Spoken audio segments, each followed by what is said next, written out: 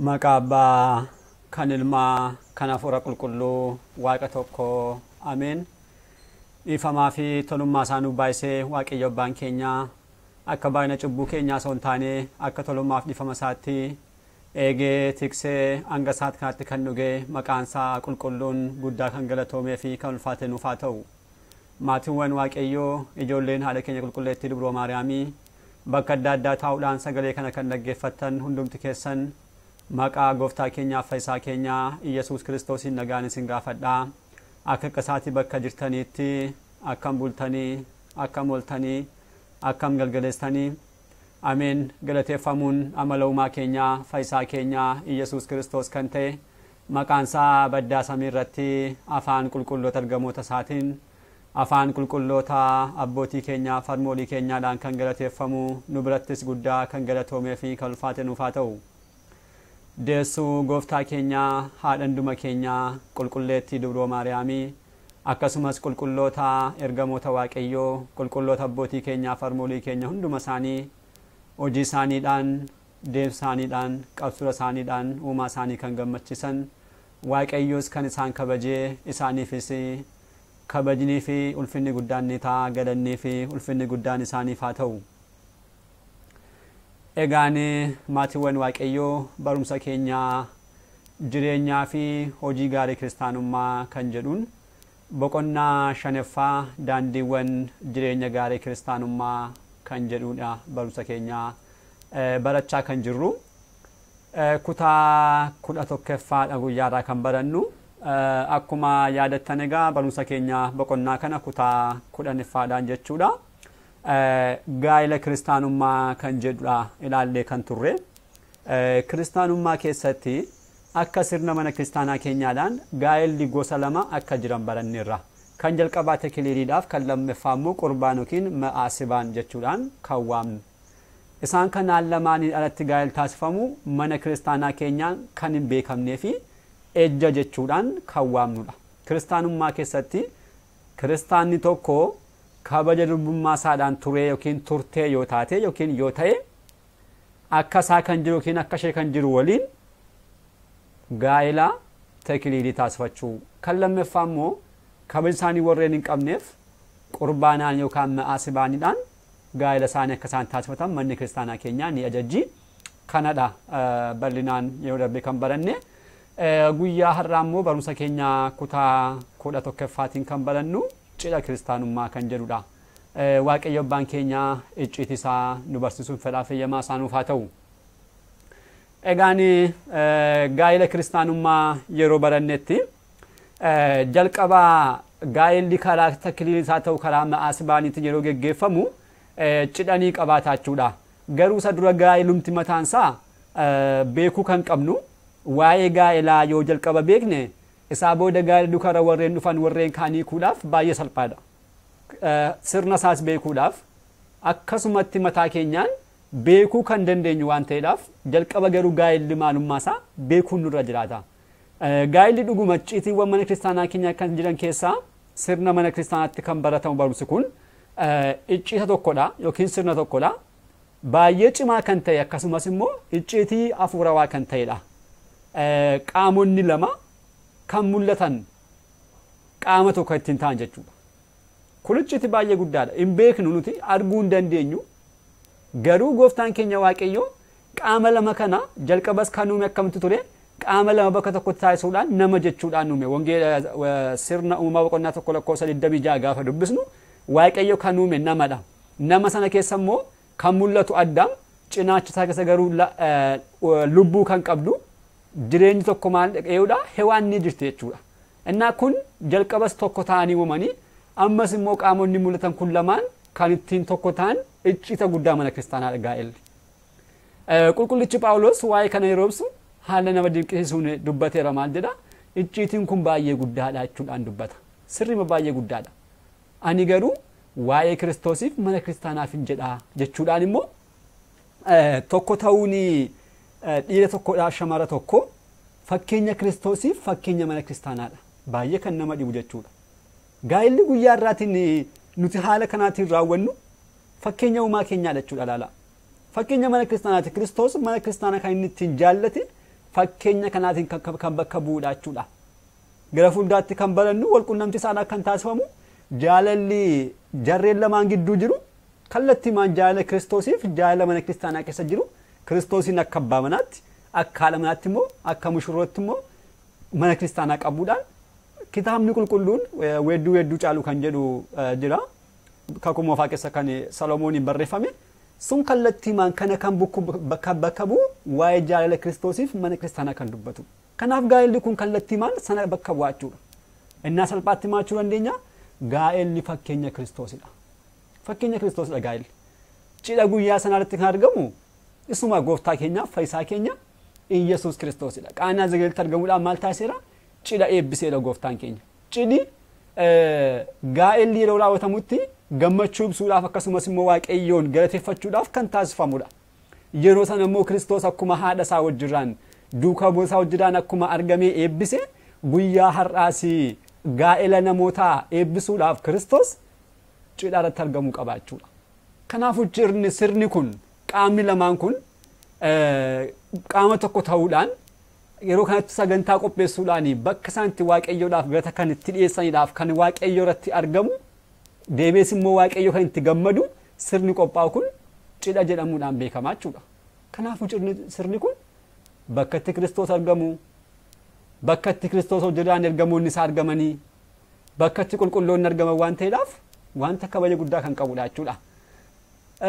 Kanaaf egaan wanta dubbannu hundumaa bara keenya duukarra wajjiraan wal qabsiisee ilaalaa kan deemnu guyyaa har'aa maqaa cidhaa jedhu kanneen qaban maqaa kanaan waamamuudhaan garuu nuti akka sirna waaqessaa kanatti ejja jennee kan waamnu wantoonni baay'een bakka sirbaadhaaf bakka daansii kanneen ta'an wantoonni baay'ee wanta jiraniidhaaf cidha kiristaanummaa isa kanarraati adda baasne mee cidha kiristaanummaa jechuun maal jechuudha maal of keessaa qaba kan jedhu ilaaluudhaaf haa yaallu. Kan jalqabaa cidhi kiristaanummaa bakka itti namoonni qabeenyaa isaanii agarsiifatan akkasumas immoo bareedina bakka itti of agarsiisan wantoonni akkasii kanneen fakkaatan bakka itti geggeeffamu miti. Guyyaarraa gaa'ela irratti namoonni qabeenyaa isaanii agarsiifatu. Wanta baay'ee namni isaan dura cidha taasise kan inni taasisan agarsiisuudhaan maqaa isaanii ol kaasuudhaaf. Dabarsanii immoo bakka itti bareedina adda addaatti mul'atu. Warreen mushurroos haa ta'u, warreen miinzees haa ta'u, darbees namoonni biroo wanta biraa bakka itti agarsiisan addaa bakka itti agarsiifamu ta'uudhaan kan itti geggeeffamu cidhi kiristaanummaa kan akkasii miti. Akkasumas namoonni cidha sana qopheessan harka namaa osoo ilaaliin namarraa waa tokko osoo barbaadiin qabeenyaa mataa isaaniidhaan dandeettii isaaniidhaan kan danda'an qofa raawwachuudhaan waaqayyoodhaan kan ittiin galateeffataniidhaaf kan ittiin gammachiisanidha. Kanaalatti namoonni maal taasisu wanta adda addaa sodaachuudhaan wanta humni isaanii hin dandeenye bakka adda addaatti liqeeffachuudhaan harka namaarraa baankiirraa bakka adda walitti qabuudhaan wanta hin dandeenye raawwatu. Kun sirrii miti. Cidhi kiristaanummaan kan mataa ofii kan danda'an raawwachuudhaan waaqayyoon kan itti gammachiisanidhaaf kan itti galateeffatanidha. Cidha qaanaa irratti jalqaba akkuma kaasne gooftaan keenya Kiristoos argameera. Argamuudhaan maal taasise mushurroota eebbiseera.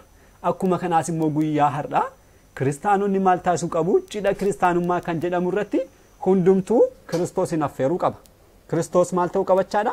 Achirratti affeeramuu qabaachuudha. Kiristoosin cidha irratti affeeruu maal jechuudha?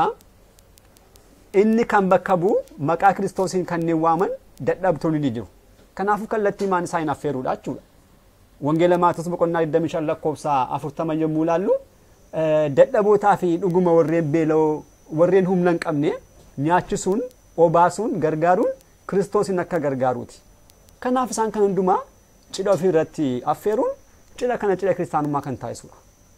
Warreen humna hin qabne jechuudha. Warreen nyaachuu barbaadan, warreen dhuguu barbaadan bakka akkasitti affeeruudhaan Kiristoosin asitti argama. Qulqulluun Yohaannis afaan warqee maal jedheera? Kiristoosin warreen barbaadan mana kiristaanaa gaafa deemtan dadhabaa bira dabartanii mana kiristaanaa deemuudhaan keessatti Kiristoosin argattanii Kiristoos kan jiru dadhaboota biradha jechuudhaan dubbateera.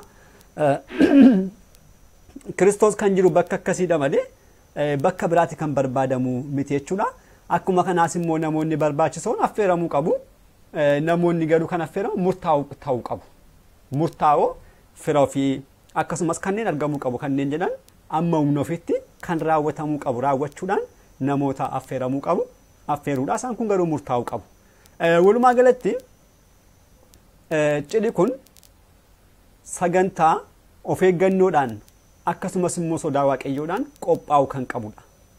Kiristoos ergamoota isaa waliin haadha isaa wajjirraan qulqulluu isaa wajjirraan kan itti argamu waan ta'eedhaaf bakka Kiristoos itti agarsiifamu kanatti immoo bakka itti mul'atu kanatti egaa of eeggannoo akkamii akka taasisuu qabnu kanarratti beekuun nama barbaachisaadha. Kanaafuu cidhi kiristaanummaa bakka itti Kiristoos argamu waan ta'eedhaaf wantoonni barsiifamtoonni adda addaa alagoonni kan taasisan jechuudhaan qulqulluu Yohaannis afaan warqee baay'ee barreesseera waa'ee cidha kiristaanummaatti. Alagootaaf cidha kiristaanummaadhaaf cidha alagoota maal ta'uu danda'a?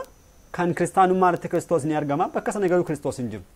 Kanaafuu kun sirriitti adda bahanii barsiifatamoonni dhokatanii seenan cidha kana keessaatii ba'uun qabu jechuudha. Bakka itti argamu hin qabani. Sanarraa kan yoo akkas ta'e garuu cidhi keenya cidhi kiristaanummaa kun akkuma kan sanaa hiikaa kan hin qabne ta'uudhaan lafa taa'uu danda'a jechuudha. Kanaafuu dogongoroonni adda addaa guyyaa baay'ee ni mul'atu. Yeroo baay'ee guyyaa irraas cidha kiristaanummaa kan jedhamu keessatti mataasaa ni mul'atu. Kanaafuu dogongoroota kana beekuun maaf nama barbaachisa? Nutis daballee akka sana raawwanneefidha. Akka irraa of qusannuuf jechuudha. Kanaafuu kana asitti kan ilaallu amma dogongoroota muraasa gara fuulduraatti keessumattuu cidha kiristaanummaa keessatti afuu kanneen qaban jennee tuqaawwan sadan tokko ilaaluudhaaf yaalla. Kan jalqabaa cidha dandeettii ofii olii taasisuun dogongora guddaadha. Jalqaba akkuma kaasuudhaaf yaalle cidhi taasifamuu kan qabu jireenya maatii sanaa kan madaaluudhaaf cidha boodas immoo miidhaa tokko maatiitti geessu kan hin dandeenye ta'utu qaba. Jireenya maatii sanaa kan bu'uura kan taasifate dandeettii isaanii wajjiraan kan wal qabatu ta'uuti qaba cidhi kun. Yoo kana hin taane garuu miidhaawwan guddaa qaba. Innaan namoonni maal taasisuu qabu yeroo cidha taasifatan jireenya mataa ofii qofa ilaaluudhaaf jiraachuun dirqamadha. Abaluuni ji'a kana dura cidha taasiseera akka kanaatti taasise. Maatiin obbo Baluu waggaa kana haala kanaatiin taasisanii. Kanaafanis akkas taasisuun qaba jechuudhaan jireenya obbo Baluu jiraachuun namarraa tun eegamu. Namni cidha raawwachuu kan qabu kan mataa isaa malee kan nama biraa miti. Kanaafuu yeroo cidha raawwatan namoonni maal taasisuu qabu kiristaanummaa keessatti mataa ofii ilaaluu fi jireenya mataa ofii jiraachuudha malee kan namaa jiraachuudhaaf kan namaa ilaaluun sirrii miti jechuudha. Kiristaanummaa keessatti kun karaa kamiyyuu fudhatama hin qabu. Iddoo kamitti taanan jechuudha. Namni kan saadha ilaaluu kan qabu mataa isaa keessa kan isaa keessa galeeti waa'ee mataa ofii ilaaluu kan qabu malee bakki irraatti wanta biraa kan namaa ilaaluun sirrii miti jechuudha. Karaa kamuun kun hin gorfamu. Karaa kanaas akkuma kanaati jireenya mataa ofii kan madaaluudha kan taasifamu malee nama warreen bakkee abaluu ilaaluun sirrii miti jechuudha. Kan lammaffaa immoo gaa'elaa booda namoonni maal naan jedhu kan jedhu yaada akkasiiraas fagaachuun dirqamadha. Yoon cidha kanarratti kana raawwatiin hafe gaa'ela kanaa booda namoonni maal naan jedhu kanneen jedhan namoonni ni jiru. Kunis sirrii miti. Gaa'ela keenyatti Kiristoos gammadeennaan gaadha. Cidha keenyatti Kiristoos gammadeennaan gaadha. Beeqa. Wanta raawwannu hundumaa Kiristoos jecha raawwachuudha kan qabnu. Qulqulluun Phaawulos jedheera. Wanta raawwatan hundumaatti Kiristoos yoo gammade gaadha. Kanaaf Kiristoosiin hundee kan taasise bu'uura kan taasifate cidha akkasii yoo raawwatan boora baluun maal naan jedha baluun wanta barbaadaa jiru. Kan humna ofii danda'uudhaaf wanta raawwachuu danda'an raawwachuun gaadha jechuudha. Nama biratti tuuffatamanii waaqayyo biratti kabaja argachuun jechuudha. Iddoo kamitti argama kun baay'ee guddaa kan ta'edha. Qulqulloonni kanaan kan isaan kabajaman namoota biratti jireenyi isaanii hojiin isaanii akka wanta gadafaa tokkotti ilaalama. Gooftaa biratti garuu waaqayyo biratti garuu baay'ee kanneen kabajaman kanneen jaalataman ta'an argamu. Guyyaa irraas namoonni kiristaanonni haala kanaa ta'uun kan qabamu jechuudha. Kanaaf maal taasisuudha? Gaa'ela ijoolloof taasisuudhaaf qarshii bakka biraarraa baankii irraa fuudhuu deebi'anii iddiree adda addaarraa liqeeffachuu namoota adda addaarraatti fuudhuudhaan booda gaa'elaa booda jireenya mataa ofii jeequun kun tokko gadda keessa nama galchaa.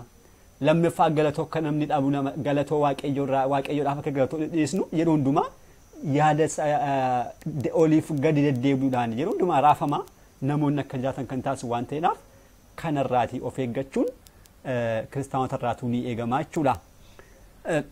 Cidhi kun kana qofa miti. Akkuma maatii miidhu akkuma kanaa warreen gaa'ela taasifatan misirroota illee ni miidha. Egaan cidha guddaa qopheessinaa wanta humnaa olii qopheessina jechuudhaan karoora kanneen kaawwan qabeenya isaanii karoora adda addaadhaaf kan karoorsan gara kanaatti fiduudhaan maal taasisu karoora isaanii bakkatti osoo hin gahin hafuu danda'a jalaa fashalaa bakka gahuudhaaf yeroodhaan karoorsanii bakka gahuudhaaf qaban yeroo isaatti osoo hin gahin hafuu danda'u. Ijoollee yerootti argachuudhaaf karoorsanitti sababa kanaarraa kan ka'e achi butuu ni danda'ama. Dabarsee dabalimmoo ijoolleellee akka barbaachisutti guddisuudhaaf jiraachisuunis hafuu danda'a jechuudha. Kanaaf namoonni kanatti bakka kennuu dhiisanii keessumattuu kiristaanummaa keessatti taasifamuu kan qabu waaqayyo hojii kanatti gammadeeramu hin gammanne kan jedhu gaadha jechuudha. Kanaaf haala kanaatiin raawwatamuu qaba. Kan lammaffaan immoo gaa'ela cubbuuwwan adda addaa raawwachuuf yookiin immoo cidha cubbuuwwan adda addaa kan affeerurraa raawwachuun sirrii miti. Cubbuuwwan adda addaa cidha irratti raawwachuun kun dogongora guddaadha. Dogongora guddaadha. Cubbuuwwan gaafa jennu namoonni gaa'ela qopheessanii cubbuu raawwatu jechuu osoo hin taane kun nu wajjiraan kanneen jiran garuu hubachuu kanneen akka cubbuutti kanneen lakkaa'amne wantoonni baay'een ni jiru kan akka sirbaachuudha. Sirbi immoo cubbuu guddaadha. Sirbi kan ergamoota diiyaabiloosidha kan namaa miti. Namoonni garuu kan hin beeknu guyyaarraa nu wajjirraan akka barbaanne raawwachaa oolla. Innaa isaan akkasii kun hafuu qabuudha. Cidhi karaa mana kiristaanummaa taasifamu akka sirnaaf seera mana kiristaanaatti. Sirni mana kiristaanaa akka kaawutti raawwatamu wanta qabuudhaaf wantoota cubbuudhaaf nama saaxiluu danda'an akkasumas laphee namaa gara sanaatti kanneen butuu danda'an isaan akkasii kana cidharraatti fageessuun baay'ee barbaachisaadha. Yeroo baay'ee garuu kan mul'atu namoonni kiristaanummaa keessa isaa ta'u bakka biraatti gaa'ela jedhamee cidha raawwatamu irratti isaan kun hundumtuu ni mul'atu. Cidha jedhanaa wal argaa bakkatti wal arguu uffata adda addaa uffachuudhaan amma immoo kan dhufeeyyuu hundumtuu ni beeka uffata dhufeetu. Amma wanta baay'ee nama qoroma danda'utti uffatame jechuudha. Sirbitoonni bakka adda addaatti affeeramuudhaan kanneen maqaa adda addaa qaban ajajamuudhaan jechuudha dhufuudhaan qarshiitti bahee waamame garuu cubbuu kanaan wanta nama kuffisuudhaaf kan taasifamu bakka dhugaatiidhaaf bakka nyaataa bakka machii wanta akkasii taasifamuudhaan cubbuuwwan kun bakkatti raawwataman ta'etu argama jechuudha. Cubbuuwwan kana qulqullichi Phaawulos ergaa isaa gara Galaatiyaatti kan erge boqonnaa 5 lakkoofsa 19 tarreesseera. Kallattii maan isaan kun mootummaa waaqayyoo kanneen cufanidha. Kanaaf cidha irratti Kiristoosiin waamne dibroo maadaamiidhaan waamne ergamoota waaqayyoodhaan waamne akkamitti wanta akkasii raawwatamuu danda'a. Kanaaf namoonni kanarraatti of qusachuudha jechuudha. Sirba aadaa sirba baluu kan jedhamu tokkumti hin jiru. Wanti karaa sirbaa maqaa sirbaa kan qabu galatoorraa faarfannaarraatti ala kan jiru karaa kamiin kan dhiyaatu kan diiyaabiloosidha. Kan diiyaabiloosidha. Kanaaf namoonni kiristaanonni akkasumattuu kana beekuudhaan sirba aadaa kodhaa sirba maal kodhaa afaan kodhaa afaan abaluu kan jedhamu tokkumti hin jiru jechuudha. Kun kan diiyaabiloos ta'uusaa beekanii namoonni kanarraatti of qusachuu barbaachisaadha jechuudha. Kiristoos bakkatti waamameetti galateeffatamu bakkatti faarfannaan faarfatamu bakkatti galatoon taasifamu sagalee waaqayyoo bakkatti barsiifame namoonni hojii waaqayyoo bakkatti argame malee ciini bakkatti namoonni sirbuudhaan nyaatanii dhuganii itti machaa'uudhaan galatoo waaqayyootti dhowwa'u miti jechuudha. Kanaaf qabxiin kun sadugaadha sirriitti beekamuu qaba. Kan xumuraan immoo dogongoroota yeroo baay'ee raawwataman keessaa kan xumuraan cidha si'a lama taasifamudha. Guyyaa lama taasifama. Kunis kan nama dhibudha. Kiristaanummaa keessatti cidhisaa ta'u qurbaannis gaa'ellis guyyuma tokkodha. Guyyaa tokko qurbaana foonii gooftaa fudhattu kallattiimaan cidhis kan taasifamu guyyuma sanadha jechuudha. Kanarraa kan hafe garuu kan mana kiristaanaa keenyaa kan hin taane namoonni akka barbaadan uffatanii kanneen taasisan inni ejja jennee akkuma dubbanne kiristaanummaa duukaa kun waliin qabatu. Kanarraa addatti garuu namoonni baay'een kan taasisan maalidha? Lamaan saayyuu qabachuu kanneen barbaadan. Guyyaa jalqabaa mana kiristaanaatti qorrobuudhaan faarfachuudhaan sagalee waaqayyoo barsiifamaa gaa'ela taasifamu. Cidhisaa immoo guyyaa biraa jechuudha. Kun maal jechuudha? Karaa kanas nan darbiinii kan jedhudha jechuudha. Karaa mana waaqayyoo jalqaba kan taasifame kan lammaffaa immoo veelloofachuudhaan sirbuudhaan dhugaatiiwwan adda addaa machiidhaan karaa biyya lafaa akka barbaadan taasisuudhaan raawwachuudhaaf kanneen barbaadanidha. Gochoonni akkasii kun kiristaanummaa wajjirraan baay'ee kanneen wal faalleessanidha. Maaliif gooftaan keenya maal jedheera? Waaqayyoon kan jaallannu yoo ta'e laphee keenya guutuu jireenya keenya guutuudha malee walakkaa jaallachuu miti. Walakkaan barbaachistaa walakkaa kunis hin barbaachisaa kan jedhamu seera waaqayyoo falmuudha. Seera waaqayyoo falmuu jechuun immoo waaqayyoon jibbuu jechuudha. Gooftaan keenya maal jedheera? Yoo na jaallattan seera koo abboommii koo eegaadha.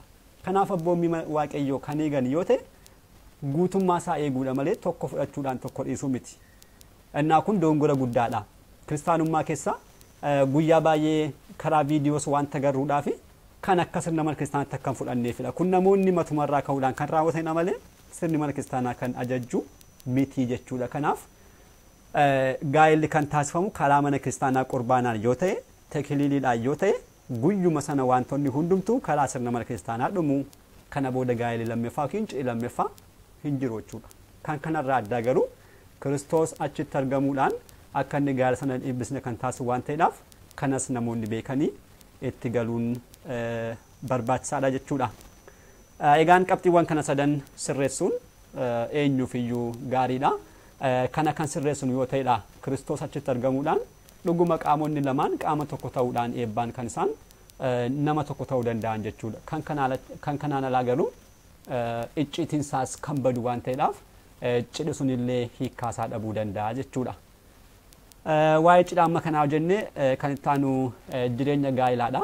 Erga kanaa booda mushurroonni wajjirraan gaa'ela eegalan akka sirna mana kiristaanaatti jireenyi isaanii maal fakkaachuu qabaa kan jedhu barumsa keenya kutaattaanuun qabannee kan dhiyaannu kan ta'u har'aa fi asuma irratti nu haa ga'u abbaa sagalchaa kan ta'e waaqayyo abbaa keenyaaf galannii fi ulfinni guddaan isaaf haa ta'u kutaattaanuun hanga deebinutti nagaa waaqayyoon turtii gaarii galanni waaqayyoof.